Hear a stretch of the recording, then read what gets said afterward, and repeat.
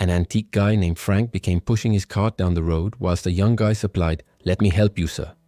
Just then, every other boy stopped the cart along with his foot and said sharply, "I need cash for my books."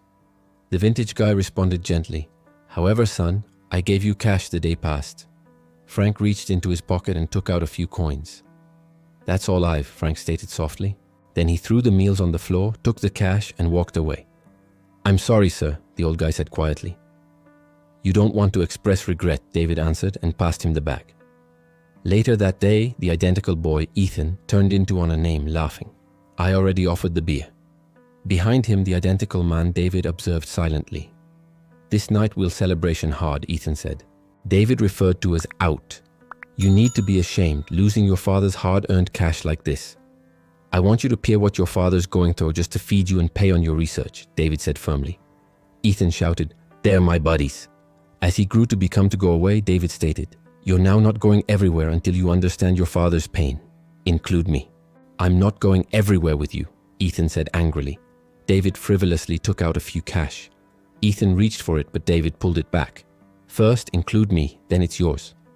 "Depart the beer and observe me," David stated. "No, you don't," stated David. Ethan appeared around and saw his father promoting meals from his cart.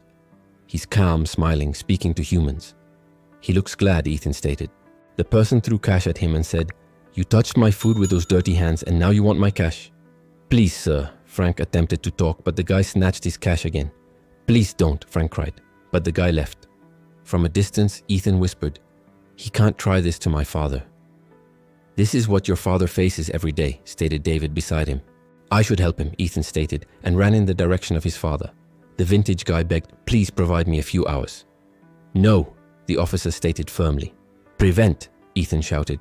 "I'm here, that will help you," Ethan said, starting up his footwear. As she pulled the cart again, David improved.